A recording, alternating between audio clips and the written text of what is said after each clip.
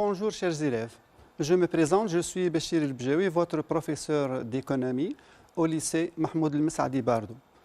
Cette séance a été préparée en collaboration avec l'inspectrice Madame Mejda Ayari, que je remercie.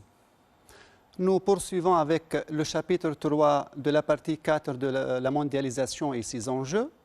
Vous avez déjà commencé la section 5 de ce chapitre intitulée « Les effets de la multinationalisation sur le pays d'origine et le pays d'accueil » où vous avez commencé avec mon collègue les effets de la multinationalisation sur le pays d'origine.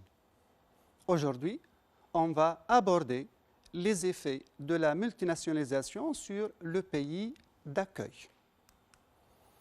Tout d'abord, on va commencer par préciser les notions clés de ce titre.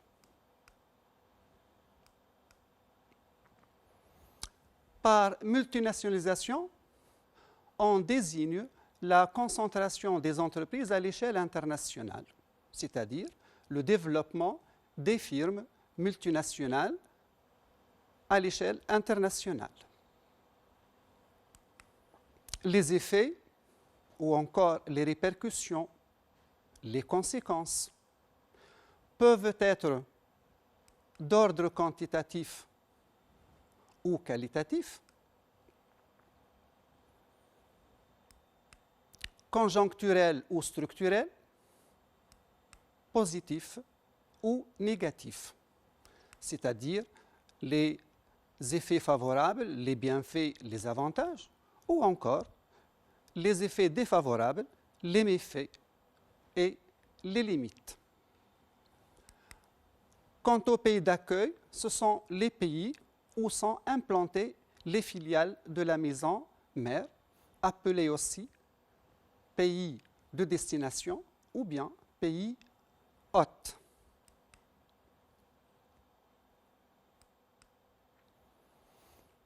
Dans cette séance, on va répondre à la problématique suivante. Les effets de la multinationalisation sont-ils toujours bénéfiques au pays d'accueil? Dans cette question, il y a le mot « toujours » et vous le savez déjà que pour répondre à ce type de question, vous devez avancer une réponse nuancée par le « oui » et le « mais », c'est-à-dire vous devez développer dans une première partie que les effets de la multinationalisation peuvent être bénéfiques au pays d'accueil, c'est le oui, mais, c'est-à-dire vous devez avancer les arguments opposés, c'est-à-dire les effets de la multinationalisation peuvent ne pas être bénéfiques au pays d'accueil.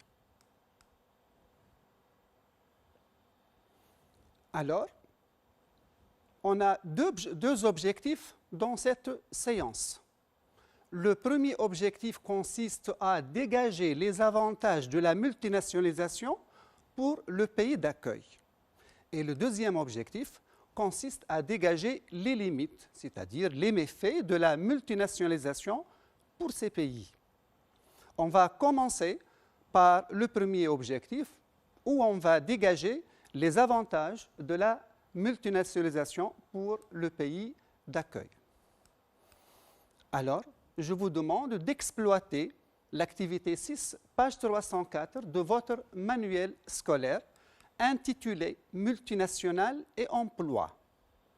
Il vous est demandé dans cette activité de répondre à la question suivante. Quels sont les bienfaits de la multinationalisation sur l'emploi dans les pays d'accueil? Passons à la lecture de ce document.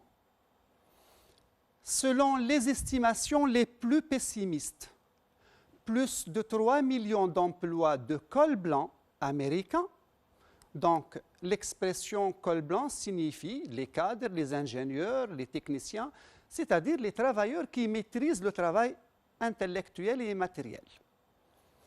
Américains seront délocalisés dans les pays émergents. Les pays émergents sont les impayés. Exemple, les 4 dragons de l'Asie, l'Inde, la Chine. d'ici à 2015, dont près de 500 000 dans les seules technologies de l'information. Le premier pays bénéficiaire de ces relocalisations, c'est-à-dire de ces changements de site de production, l'Inde, qui forme plus de 250 000 ingénieurs anglophones chaque année, et dont la ville de Bangalore, véritable capitale de haute technologie du pays, compte désormais plus d'informaticiens que la Silicon Valley américaine.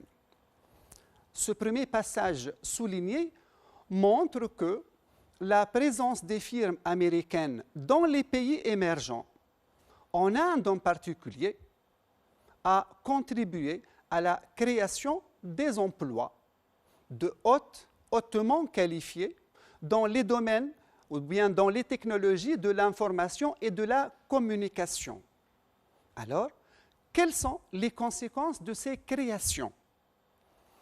Ces créations d'emplois génèrent une augmentation des revenus qui stimule la demande et par conséquent l'investissement, source de croissance économique. La réponse à cette question est la suivante.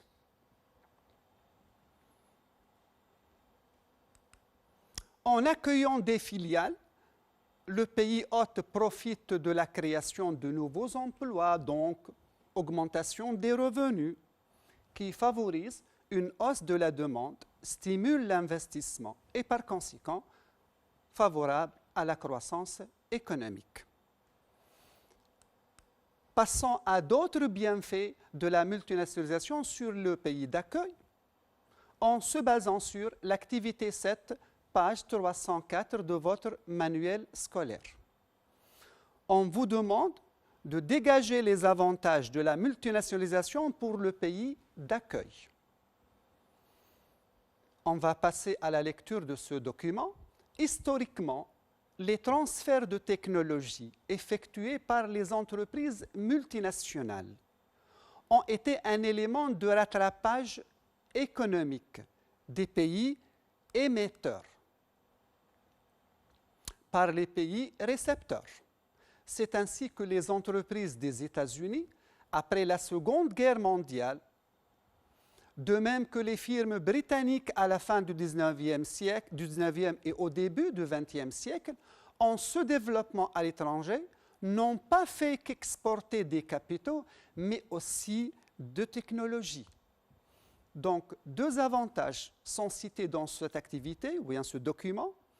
Tout d'abord, la multinationalisation profite au pays d'accueil par un apport de capitaux, et le deuxième avantage, par un transfert de technologie.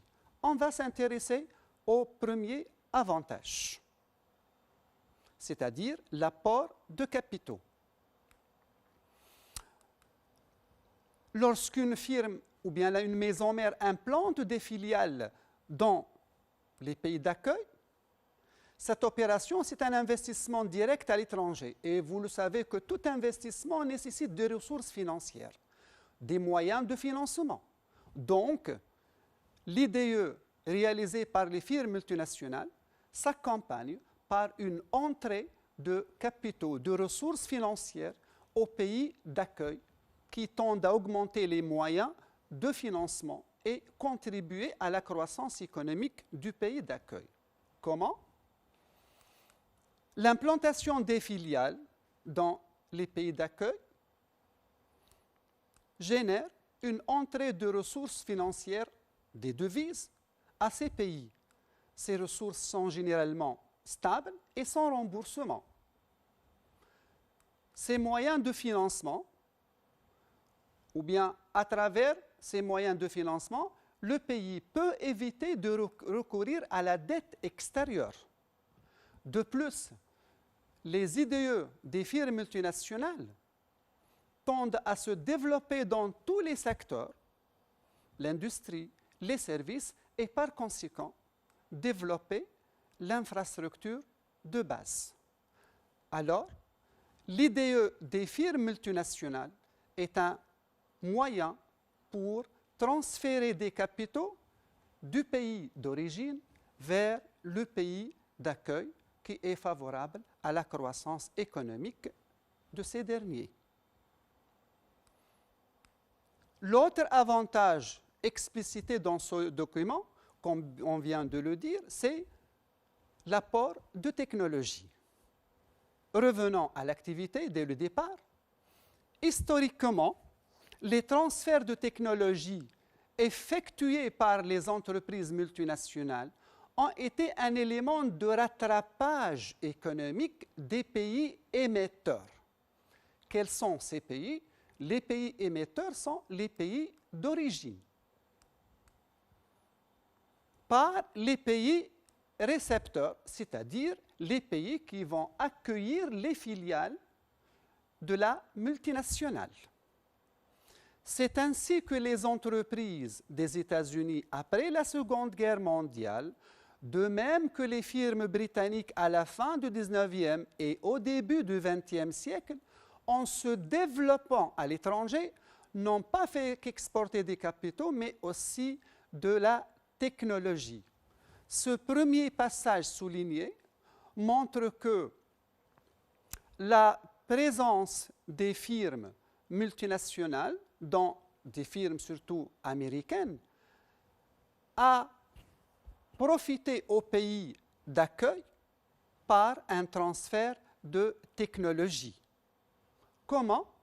À travers les équipements modernes véhiculés par les filiales, le savoir-faire et les compétences des ingénieurs et des techniciens de la multinationale.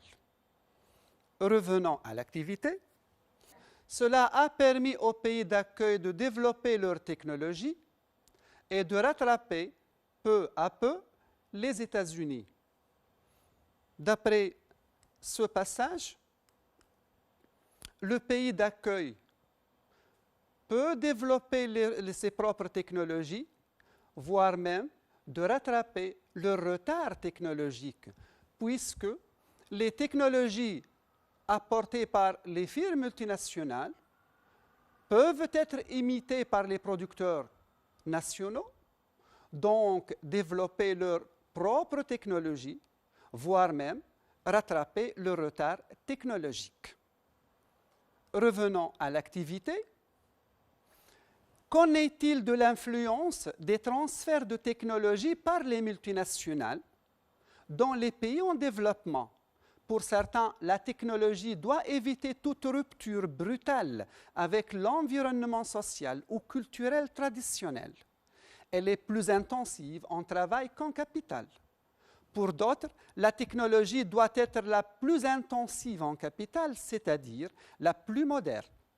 Puisque les sociétés multinationales sont détentrices de cette technologie avancée, elles deviennent le vecteur privilégié du raccourci technologique pour ces pays. Donc, expliquant ce passage, vecteur privilégié de raccourci technologique pour ces pays. À travers les IDE, le pays d'accueil peut disposer d'une technologie avancée, donc moderniser son système productif et par conséquent améliorer sa compétitivité favorable à la croissance économique. C'est-à-dire encore, l'IDE est une voie courte pour obtenir les technologies de pointe qui sont apportées par les multinationales au pays d'accueil. La réponse donc à la question de ce document, l'implantation des filiales par les firmes multinationales permet, ou bien c'est un vecteur de transfert de technologie. Comment? À travers les équipements modernes utilisés, le savoir-faire, les compétences, les licences de fabrication.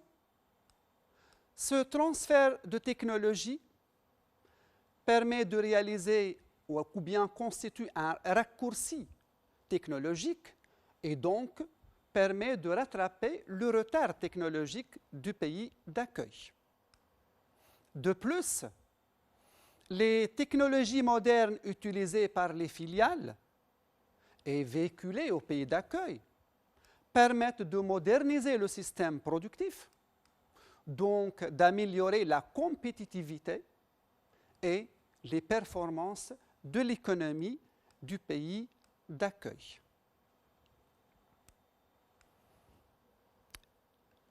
Une autre activité pour dégager d'autres avantages de la multinationalisation pour le pays hôte. C'est l'activité 8, page 304 de votre manuel scolaire, intitulé « Les multinationales au service de la croissance ». On vous demande de dégager les avantages de l'implantation des entreprises hongkongaises sur l'île Maurice. On va passer à la lecture de ce document. La solution la plus simple pour un pays pauvre qui souhaite bénéficier des techniques étrangères est d'attirer les entreprises multinationales. Paul Romer donne l'exemple de l'île Maurice dans l'océan Indien qui a prospéré presque entièrement à cause de l'arrivée d'entrepreneurs de Hong Kong qui ont installé des usines de textiles dans l'île. Le savoir-faire apporté par les industriels hongkongais, comment gérer une entreprise, comment coudre des vêtements, comment vendre la production, ont entraîné une grande expansion de l'investissement domestique et étranger et la croissance économique. Donc, vous voyez que ce document présente deux idées pour illustrer cet effet, c'est-à-dire comment les multinationales sont au service de la croissance du pays d'accueil. La première idée est la présence des entreprises ou bien des entrepreneurs dans l'île Maurice a permis de réaliser un transfert de technologie à ces pays. Et comme on vient de le préciser, ces transferts de technologie par les équipements modernes, le savoir-faire, les compétences apportées par les filiales, donc permettent de moderniser le système productif et d'améliorer les performances de l'économie du pays d'accueil. La deuxième idée évoquée dans ce document, c'est que la présence des entrepreneurs de Hong Kong a suscité de nouveaux investissements dans les activités en amont et en aval. Donc, il s'agit du phénomène de l'effet d'entraînement qui est favorable à la croissance économique de ce pays. Pour répondre à la question du document, la multinationale est génératrice d'effets d'entraînement. Comment? L'IDE réalisé par les firmes multinationales permet de réaliser, d'une part, un transfert de technologie à travers les équipements modernes, le savoir-faire, les compétences du personnel ou bien des ingénieurs et techniciens de la firme. D'autre part, d'exercer une pression non seulement sur les fournisseurs qui doivent répondre aux exigences des filiales en termes de qualité, de quantité, de délai de livraison, en termes de prix, mais aussi sur les concurrents, que ce soit les entreprises domestiques ou entreprises, qui doivent moderniser leur système productif, améliorer leur compétitivité en rationalisant le processus de production, en intégrant des équipements plus sophistiqués pour maintenir et accroître leur part de marché. Donc, les IDE réalisés par les firmes multinationales ont suscité de nouveaux investissements. Comment? Par effet d'entraînement qui contribue à la croissance économique du pays hôte. On va passer à un autre avantage induit par la multinationalisation sur le pays d'accueil, à savoir l'amélioration du solde commercial du pays d'accueil. Tout d'abord, je vous rappelle que le solde commercial est calculé en faisant la différence entre la valeur des exportations et la valeur des importations.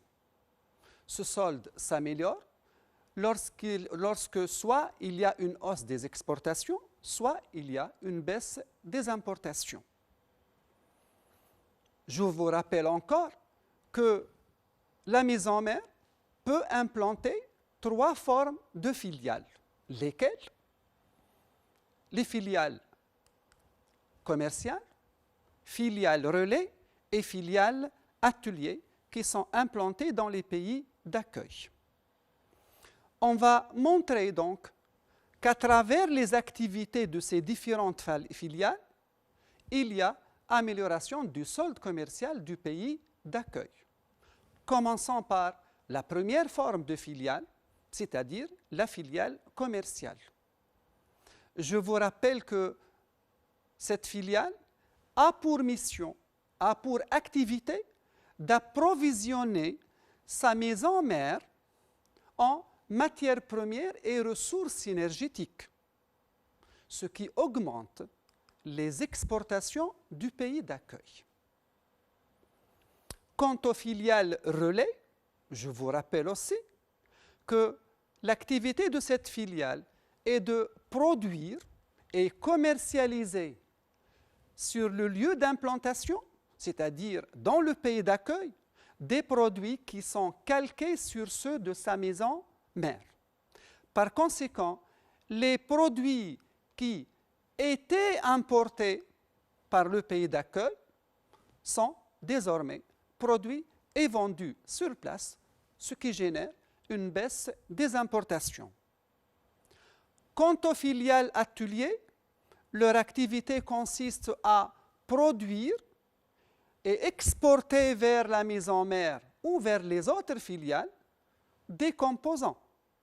Donc, c'est une exportation du pays d'accueil vers le pays d'origine, par conséquent, ou vers les autres pays. Par conséquent, à travers l'activité de la filiale atelier, il y a augmentation des exportations du pays hôte. Donc, les 3 formes de filiales, à travers les activités de ces 3 formes de filiales, il y a amélioration du solde commercial du pays d'accueil suite d'une part à la réduction des importations et d'autre part à la hausse des exportations. Alors, la réponse rédigée, en implantant des filiales, la firme peut réduire les importations du pays hôte à travers les filiales relais qui substituent les produits déjà importés par une production sur le lieu d'implantation, mais également accroître les exportations du pays hôte. Comment? Tout d'abord, les filiales ateliers augmentent les exportations des composants et des produits semi-finis, mais aussi les filiales commerciales augmentent les exportations des matières premières et des ressources énergétiques du pays d'accueil. Alors, la réduction des importations et la hausse des exportations améliorent le solde commercial du pays d'accueil. Alors, on va faire une synthèse des effets positifs de la multinationalisation sur le pays d'accueil. Le premier avantage, il y a développement de l'emploi et de revenus, un apport de capitaux, c'est-à-dire entrée de devises, un apport de technologie à travers les équipements modernes et les savoir-faire et les compétences, mais aussi une amélioration du solde commercial suite à la hausse des exportations et la baisse des importations. Tous ces avantages sont les conséquences positives de la multinationalisation sur le pays d'accueil. D'ailleurs, les pays inscrivent manifestement dans leur stratégie d'accueillir des multinationales pour profiter de tous ces avantages, la création d'emplois, l'apport de ressources financières, de technologies modernes et l'amélioration du solde commercial. Pour l'instant, on va passer à la deuxième partie de cette séance où on va répondre à la question suivante. Quelles sont les limites de la multinationalisation sur le pays d'accueil?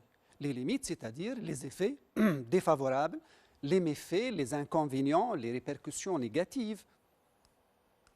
Pour répondre à cette question, on va s'appuyer sur l'activité 9, page 305 de votre manuel scolaire, intitulée « Les multinationales mises en cause par les pays d'accueil ». Pourquoi les multinationales font-elles l'objet de craintes de la part des pays d'accueil? On va passer à la lecture de ce document pour répondre à cette question. Dans le pays d'accueil, les entreprises redoutent l'aggravation de la concurrence. Donc la première crainte, c'est l'aggravation de la concurrence. Pourquoi? Parce que cette concurrence risque d'engendrer la faillite des entreprises locales devant des firmes qui sont plus compétitives. La faillite de ces entreprises aura des conséquences négatives, en particulier sur l'emploi où il y a augmentation du chômage ou bien encore perte d'emploi. Peur des industriels de l'automobile américaine devant l'implantation des firmes japonaises ou des Européens face aux investissements japonais en Grande-Bretagne. Le pays d'accueil se sent à la merci de la fermeture brutale d'une usine. Se sent à la merci de la fermeture brutale d'une usine, c'est-à-dire la deuxième crainte évoquée dans ce texte, c'est crainte d'une fermeture brutale des usines par changement de site de production vers d'autres pays à l'étranger et par conséquent accentue le premier problème, c'est-à-dire les pertes d'emploi. La concurrence, l'accentuation de la concurrence génère ou bien engendre la faillite des entreprises locales, accentuée par la fermeture de certaines filiales suite à un changement de site de production. Ces deux effets engendrent des pertes d'emploi dans le pays hôte. Revenons à l'activité, on redoute enfin que les multinationales n'implantent que des activités bas de gamme à faible valeur ajoutée, peu respectueuses de l'environnement. C'est une autre crainte, à savoir le non-respect de l'environnement. Comment? En délocalisant des activités polluantes, mais aussi à travers le pillage et la surexploitation des ressources naturelles du pays d'accueil. Ou encore qu'elles ne pillent le savoir-faire technologique et organisent l'exode des cerveaux. Donc, une autre crainte évoquée dans ce document, c'est que les firmes multinationales peuvent piller et organiser l'exode des cerveaux de ces pays, donc les priver des chercheurs, des savants et d'une main-d'œuvre hautement qualifiée. Alors, pour répondre à cette question, on va dire que l'implantation des filiales par les firmes multinationales fait l'objet de plusieurs craintes de la part des pays d'accueil. Parmi ces craintes qui sont évoquées dans ce texte, la fermeture des entreprises nationales qui sont ruinées par la concurrence rude menée par les filiales généralement plus compétitives. De même, crainte de fermeture de certaines filiales pour changer des sites de production à l'étranger vers d'autres pays, ce qui engendre des pertes d'emplois, mais aussi une crainte du non-respect de l'environnement et le pillage et l'exode des cerveaux du pays hôte. Je vous propose pour l'instant de visionner cette séquence vidéo pour dégager d'autres craintes ou bien d'autres méfaits de la multinationalisation sur le pays d'accueil.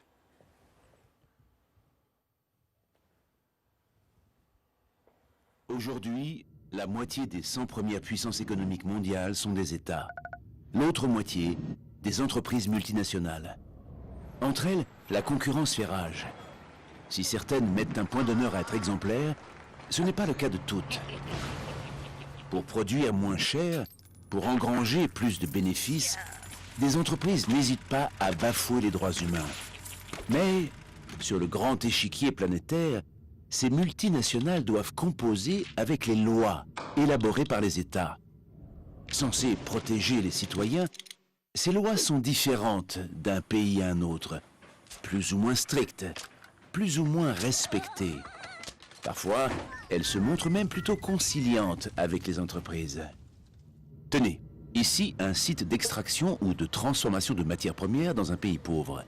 La multinationale, via des filiales ou sous-traitants sur le terrain, bénéficie d'une main-d'œuvre très peu chère, de conditions de travail inhumaines et quasiment d'une impunité juridique. Au bout du compte, un enfant, une femme, un écosystème ou un peuple meurt. Aujourd'hui, la moitié des 100 premières puissances économiques mondiales sont des États. L'autre moitié, des entreprises multinationales.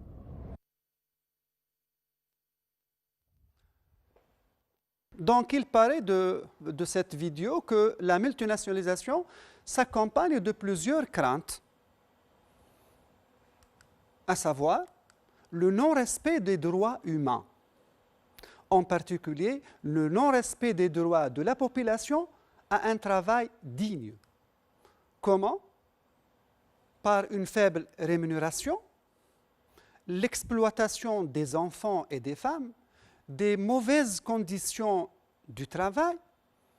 Ainsi, il paraît que la multinationalisation s'accompagne par un conflit entre les intérêts des firmes multinationales et ceux du pays d'accueil.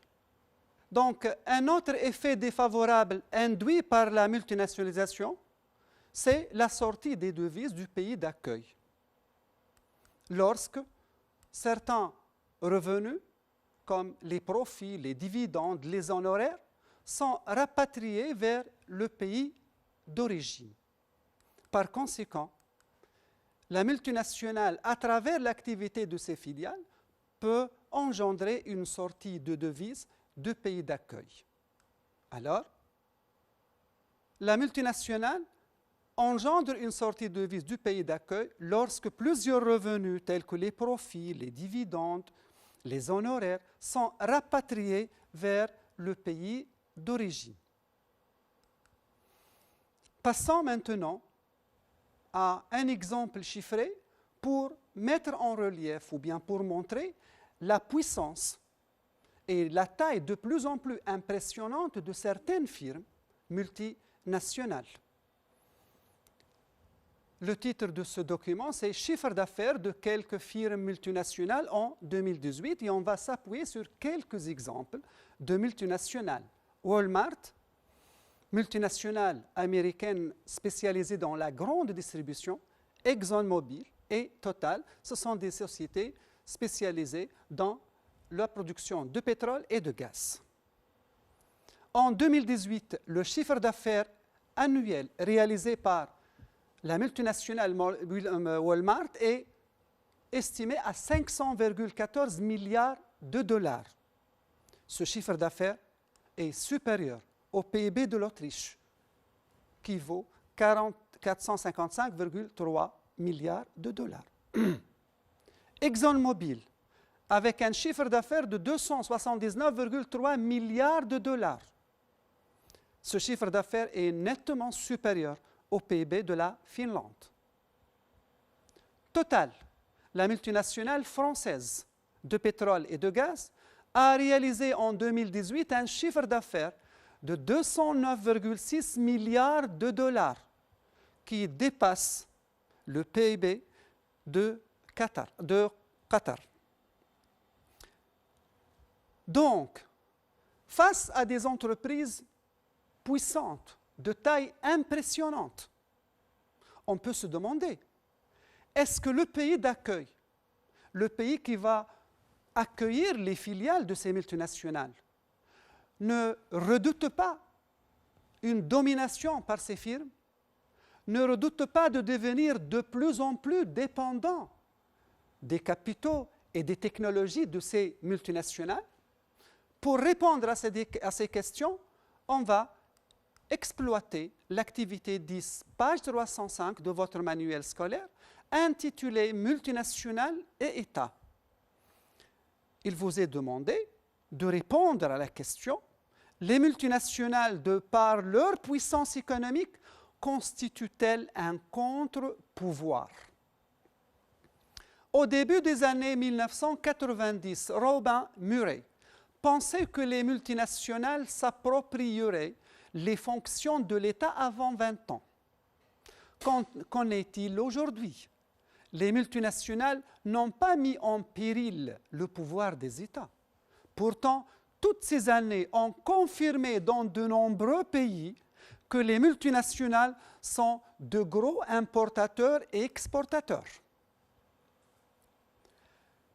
Des contribuables de poids, des fournisseurs de technologies et des employeurs négligeables, mais puissantes, elles n'ont pas pour autant conquis le pouvoir politique. Ce dernier les a parfois tentés, comme lorsque ITT a participé à la déstabilisation du président chilien à l'Inde au début des années 1970. Elles ont plutôt adopté un profil de bons citoyens dans chaque pays d'implantation. Donc, les multinationales sont de gros importateurs-exportateurs, de contribuables de poids, des fournisseurs de technologies, des employeurs non négligeables. C'est-à-dire que les multinationales ont acquis une taille de plus en plus impressionnante en termes de création d'emplois, de capitaux, de capacités de production, de bénéfices réalisés. Alors, le pays d'accueil risque donc de devenir à la merci des firmes multinationales en termes de technologie et de capitaux. Et par conséquent, l'IDE peut devenir un vecteur de domination et de dépendance du pays d'accueil à l'égard des multinationales des pays d'origine.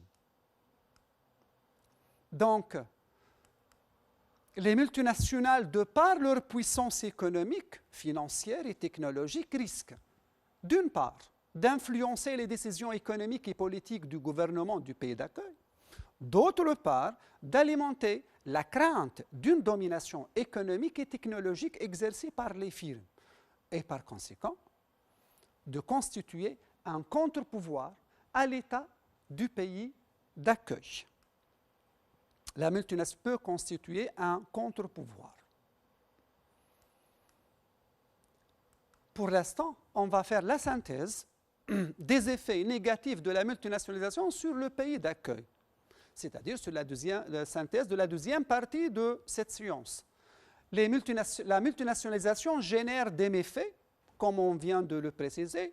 Des conflits peuvent surgir entre les intérêts des FMN et ceux du pays d'accueil, par la délocalisation des activités polluantes, le non-respect des droits humains, le pillage des cerveaux, une sortie de capitaux lorsque des ressources en devise, des profits, des dividendes sont rapatriés vers la mise en mer, une domination économique et technologique, c'est-à-dire que le pays d'accueil devient de plus en plus dépendant des capitaux et des technologies des multinationales. On va maintenant faire une synthèse de la science, c'est-à-dire les effets de la multinationalisation sur le pays d'accueil. Ces effets peuvent être favorables, mais également défavorables. Ces effets sont favorables par le développement de l'emploi et de revenus, le transfert de technologies et l'entrée de capitaux. Enfin, une amélioration du solde commercial. Ces effets peuvent être défavorables dans le cas où il y a des conflits entre les intérêts des FMN et ceux du pays d'accueil,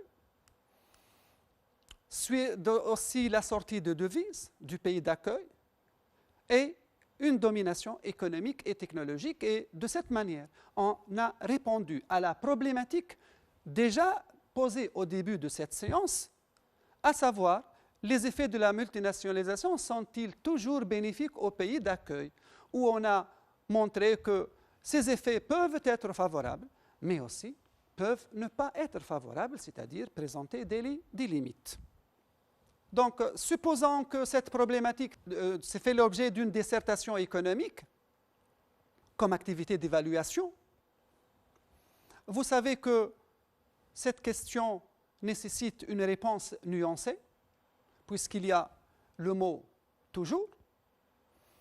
Alors, on a déjà développé les idées de développement, c'est-à-dire les idées de deux parties de cette dissertation, les effets favorables et les effets défavorables de la multinationalisation. Et ce qui nous reste, c'est d'élaborer l'introduction et la conclusion. Et je vous demande de réfléchir à l'élaboration de l'introduction et la conclusion.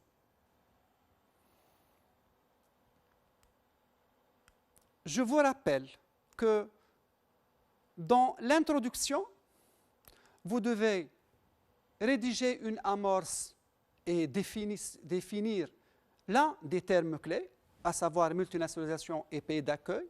Et on a, comme je viens de le dire, on a défini ces termes. La multinationalisation, c'est le développement des firmes ayant des activités à l'étranger à travers l'implantation des filiales. Le pays d'accueil, c'est le pays où sont implantées les filiales de la multinationale.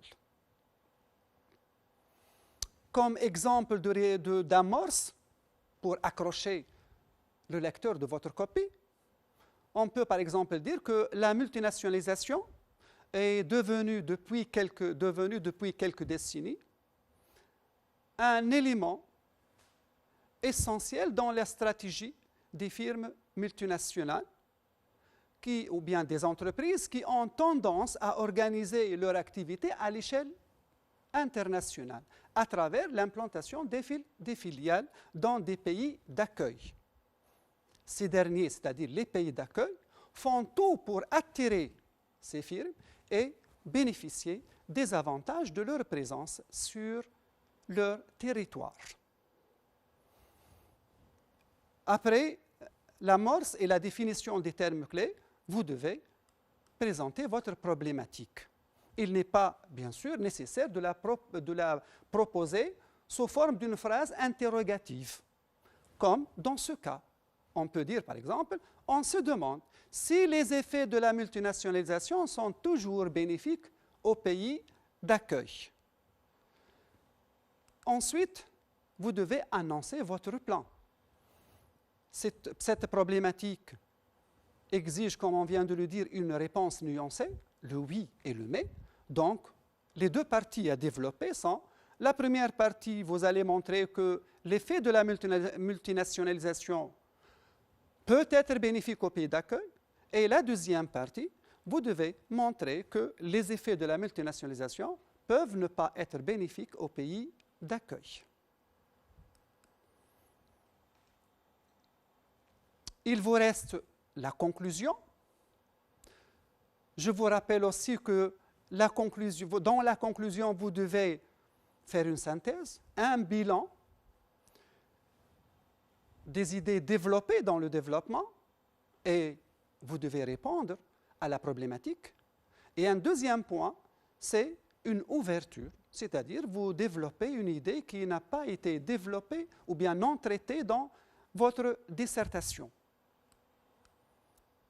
La synthèse donc et l'ouverture, ce sont les deux points à développer dans la conclusion.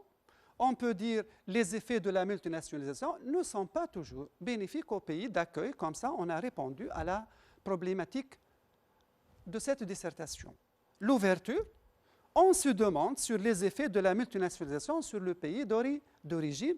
Donc, c'est la même chose ou bien la même remarque pour la problématique. Ce n'est pas nécessaire de poser une question, c'est-à-dire une phrase interrogative. On peut l'utiliser de façon affirmative. Donc, cette séance est terminée et vous venez de clôturer la partie 4 de votre programme officiel. Il ne me reste que vous remercier pour votre attention et vous souhaiter